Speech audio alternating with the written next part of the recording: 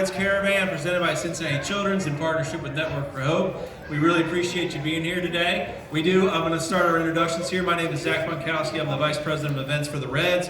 I'm just going to help us get underway today. I'm going to bring the guys out. I'm going to come out with you so you guys can ask some questions. But the first introduction I'm going to make is a special guest that's right up here, and the kids have already taken note. It's Gapper. So welcome, Gapper.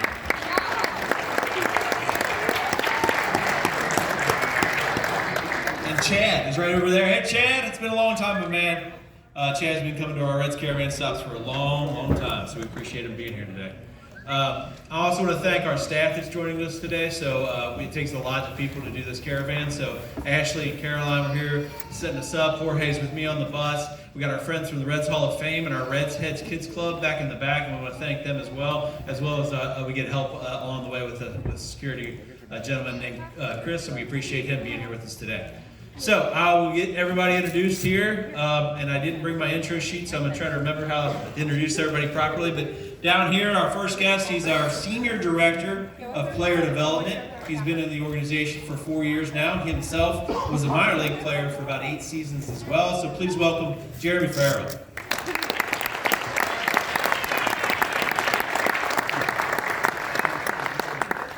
One of our young up-and-coming arms in the organization, a right-handed pitcher who made a lot of time in Daytona and Dayton recently. He's got some really good stuff, and we're expecting good things out of him this year. Please welcome Jose Franco.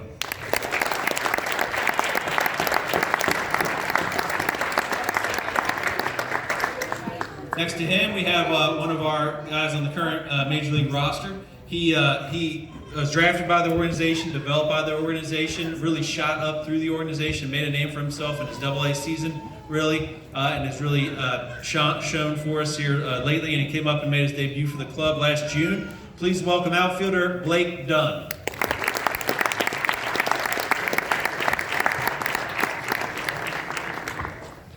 Next to him, we got another one of our young guys. He is now in his 3rd season, I think it is, as one of our minor league top prospects, second baseman. He has just been invited to big league camp for the first time. Please welcome Sal Stewart.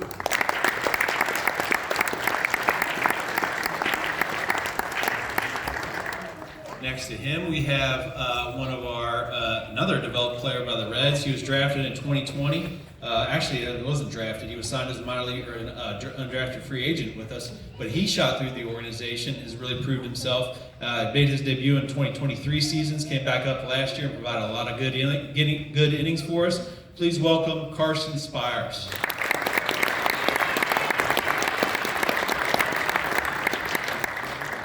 And lastly, but not least, he is a member of the 1990 World Series champion Reds. He played in a number of big league seasons for us, for the A's, for Seattle. I may have messed up by the A's. I can't remember. No, he played for the A's, I think. We want to welcome one of my favorite Reds alumni, Joe Oliver. All right, I'm going to hop down here very gracefully, and I'm going to see if anybody in our crowd has a question for our panel. You guys can raise a hand. I can come your way, and you can ask any of our guys anything. All right, right here, sir. This question is for Blake Dunn. Blake, last year you got some time in the big leagues. This year, when you get called up, what are your expectations this year? Yeah, I think obviously getting my feet wet last year was an awesome experience, being able to debut in June and be up with the cult a few times, and then being able to finish the year. I felt like I finished the year strong. Had a couple good games there in the last couple weeks of the season, and so just been continuing to work in the off season. I feel good. I feel fast, feel strong. Everything baseball-wise feels good. So I'm looking forward to spring training and go out there, compete, fight for a job, and being able to help the team win in any way possible come April.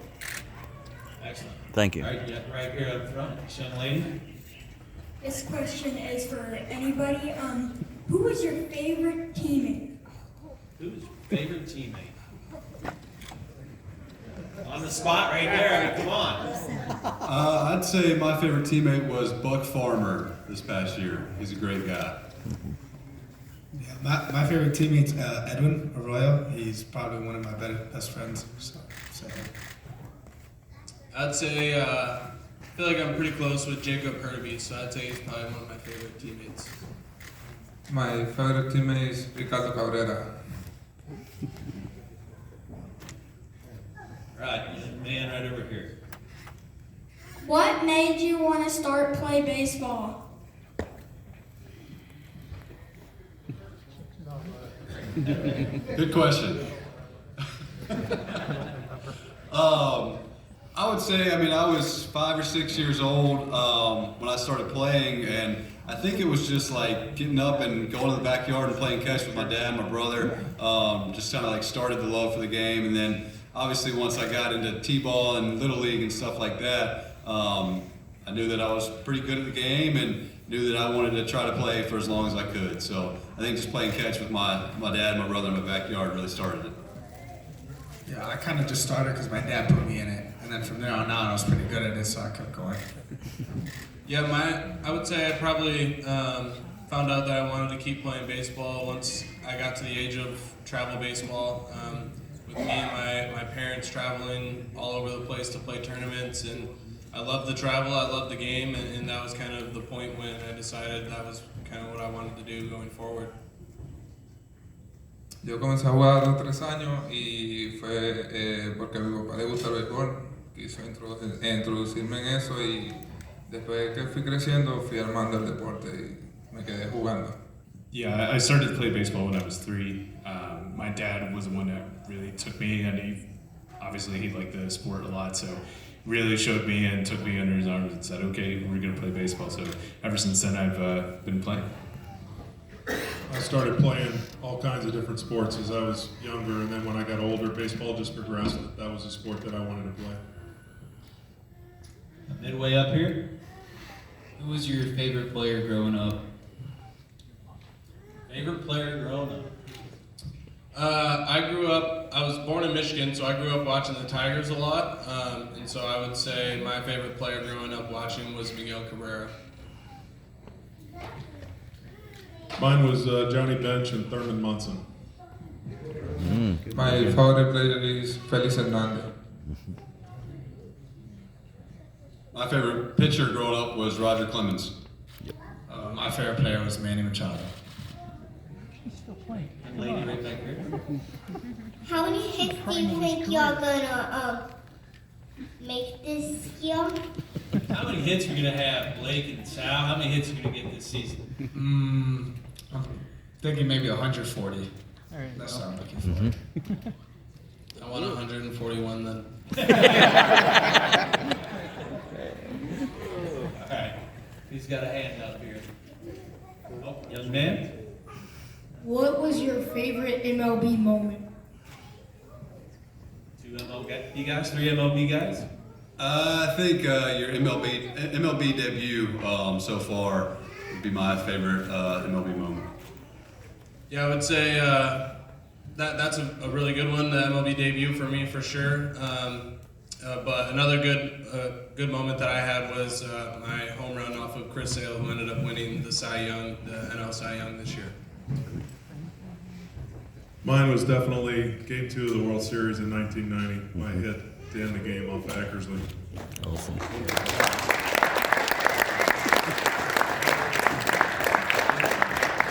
All right, I got one right back here. Okay, this question's for Joe Oliver. Can you just talk about that hit in the moment and winning the World Series in '90?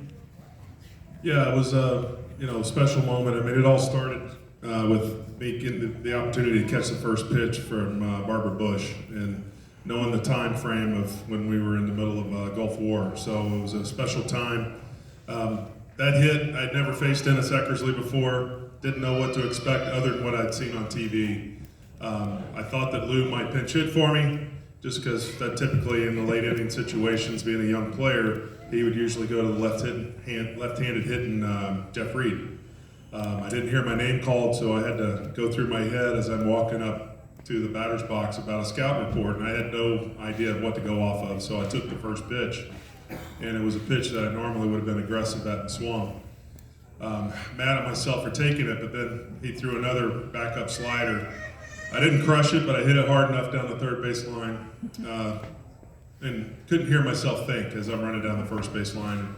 Just so excited and couldn't believe actually what had happened, that I had a walk-off hit in the World Series. Pretty awesome. All right, back here. This is for Joe Oliver also. I've been a Reds fan since I was just a little fella, but I always wondered what it would be like to catch the nasty boys. One in particular, Rob did it hurt your hand when you caught his pitches? Actually, it hurt when he bounced it. You know, he actually, for a guy, we were drafted together. Norm Charlton came up through the minors when we got him from the Expos in a trade, so I knew those guys extremely very well, and you know, Dibble threw the ball hard. I mean, he 92 mile an hour slider with 101 mile an hour fastball, and he had good control, which was surprising because when we were drafted together, he had no idea where the ball was going. It was Nick LaLoosh, you know. And with the leg kick and the mechanics, it was a nightmare, I'm sure, for every pitching coach he ever had, trying to tame that down a little bit. But he was actually pretty easy to catch. Norm probably beat my hand up more than Dibble did because Norm threw a wet split, however you want to call it. And it tended to bounce about 5 feet in front of the plate and hit me on the navel every time. So, but you know, he was really good. It was pretty easy. He would just get fiery. So I never knew if I was going to have to go chase the ball at the backstop or try to protect from the hitter charging the mound at him. This is for anybody. I'm a big NASCAR fan. I go to Bristol every year. I'm pretty excited for the game that they're having this year. I want to just know your all's thoughts playing it inside of a stock car, race car stadium. Yeah, it's pretty sweet. I think what's even cooler than NASCAR is going to be 120,000 people watching us. So that alone itself is going to be awesome. And then all the NASCAR fans that it'll kind of bring into baseball. I'm personally not a NASCAR fan, but again, playing in front of 120,000 people will be a fun time. Yeah, I think it's just cool that for the very first time that anybody's playing in a stadium made there, that we're getting to be a part of it. So I think a lot of guys are looking forward to it. I know from a front office perspective, I had the actual privilege of going to the introductory press conference on MLB Network and actually being in there for the first time, having never been to that racetrack before. And just to imagine what they're going to do there is pretty mind-boggling. They're going to tear down part of the track, part of the walls of the track, not the up walls, but just down on the infield to make it all work. And they're tearing down some garages to make clubhouses for us and everybody else. And then Colossus sits right above the field or in the middle of the track, so it actually has to be in foul territory. Their giant screen there. So third baseline will be right alongside of that. But there will actually be, when you guys get there, you'll see this. There are 4 support wires that cannot be removed to keep that up off the ground. They actually go outside of the racetrack. So one of those support wires will still be in the infield when you guys are out there playing. It'll be like treated like it is in Tampa with the wall, but it will go right across the infield, right above you guys. So it's pretty cool. Yes, young man. What was going through your head when you got hit in the head? Not much. I mean, I saw it coming out of my head and I tried to get out of the way as best as I could. Unfortunately, it's pretty hard to get out of the way of a 101 mile an hour cutter when it comes up at your face. So I got lucky that nothing bad happened, and just hoping that doesn't happen again, but we're all good. All right, here. This question is for Carson Spires. What is your favorite pitch to throw? Strike one. No, really, I mean, every day it depends for me. This offseason I'm working on a changeup, so I'm looking forward to throwing that a lot more and just being competitive with that. But I'm the type of guy that has to utilize my whole arsenal, so I lean on all my pitches. Joe, what is your funniest clubhouse story about the World Series team that you can share with the public? All right, good night. Boy, funniest. I don't know about the funniest. I mean, I think everybody saw the one where Dibble and Pamela got into the fight. That was kind of summed up our clubhouse. We were fighting everybody. I mean, just the whole situation, day in and day out. We had guys that really bonded well together and supported each other, and we were constantly pulling practical jokes on each other. So I can't really pull one out of my, one story. It would have to be a collection of them. But we had a close-knit group, and guys were not afraid to tease and took it in the right way, and supported each other, and had no problem going out and ragging each other. So that would kind of be, I guess, my experience. Whatever you think could happen probably did on steroids. Not saying we took steroids, but I mean, you get a bunch of guys together, they're a little bit crazy, they're gonna do some crazy things. All right, young man right here. Carson, can you be my best buddy? Carson, will you be his best buddy? Absolutely, buddy. We'll make sure to get a picture when we're done. Right. What's your name? Sire. Sire, nice to meet you, buddy. That's the cutest question of the day. Anybody else got a question for our group up here today? Man over here. Anybody else over this way? Make a walk over here. Real quick, while I'm walking over here, let's ask a question to Jeremy for everybody. Jeremy, can you tell us a little bit about our farm system right now, what you're looking forward to in the spring with the group, and what you think about what's coming along through the system? Yeah, honestly, looking forward to some of the guys sitting up here right now. Starting with Carson, him getting more comfortable in his role, even if at times it is back and forth, up and down. But the more time he's spending in the major leagues, we're seeing the fruits of his labor and hard work. Sal put together a tremendous first half last year. Unfortunately, ran into a freak accident, but he's healthy, he's ready to go and anxious to have a big year. Blake, same thing, got his feet wet in the big leagues last year. Wherever he starts the season, we expect him to contribute to our major league team. And then Jose Franco coming off of elbow surgery. He'll be healthy and ready to go for a strong year coming out of spring training. So really excited about this group sitting right here. Others that took big steps forward last year. Chase Petty finished the year in AAA. He'll go to big league camp and should factor into the major league team at some point. Young shortstop Sammy Stafura started the year in extended spring training and ended up in Daytona Beach to end the year. So a lot of bright prospects on the way that we're really excited about. All right, young man right here. Joe, how many home runs did you hit? 102, I believe. Sweating those last three? Yeah, I never thought that 100 would come. Some people usually talk about 500. I couldn't wait for 100 to happen. All right, ready. Jeremy is a former West Virginia power player. What are some of your memories of playing in Charleston? I remember the Toast Man.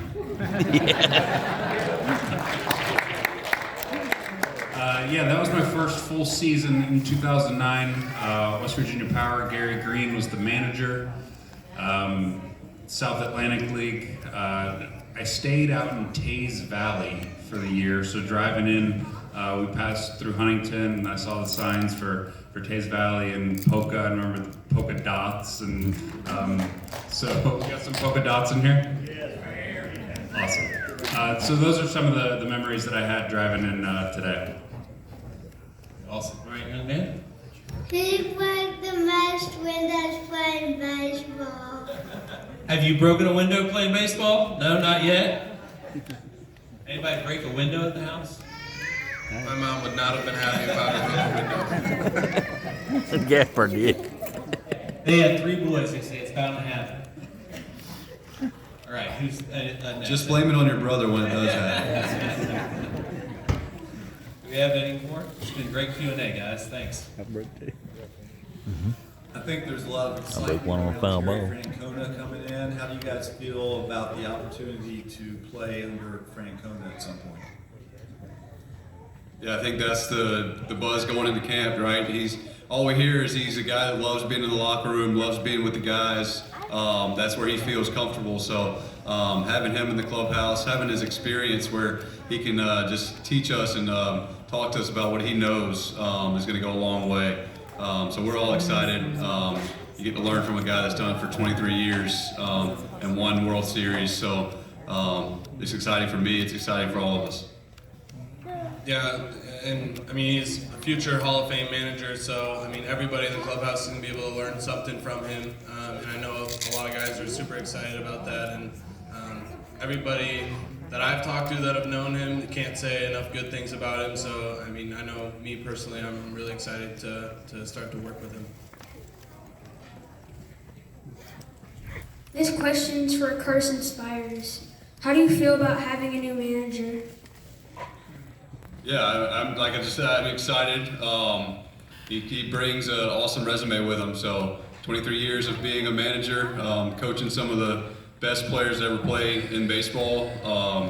Like I said, you just kind of become a sponge and you listen to what he says, and you don't take it for granted because he's been there, done that, and that's what we're all trying to do at this level.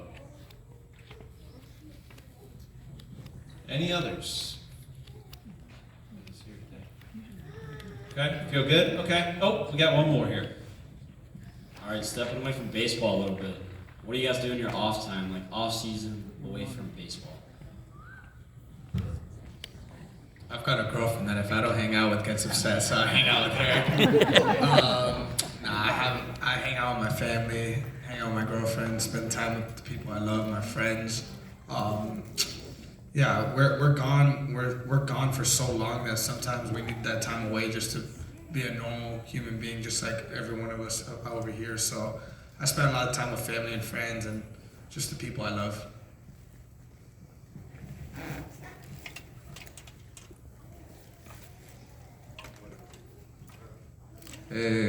Trato de pasar el tiempo, el más tiempo posible con mi familia, aprovecharlo al máximo, ir a la playa, disfrutar con mis amigos, pasar días, momentos bonitos, porque duro tiempo sin verlo y cuando regreso a casa tengo que aprovechar el poco tiempo que tengo. I mean, for me, it's just spending a lot of time with my family. It's a long season every year, and just to be away from them as long as we do, it's kind of hard. So I try to spend as much time as possible, and I also like going to the beach. The beach is really a good place for me to be there and unwind as well. I'm either in a deer stand or a duck blind. There you go. That's where I spend all my time. I like to spend time with my family, spend time with my fiance, and play a little bit of video games. Excellent. All right, guys. We really appreciate you being here. I know you got a lot of entertainment options tonight at this building yourself. There's a country music show and a hunting fishing show. Sounds like Carson's heading to both next.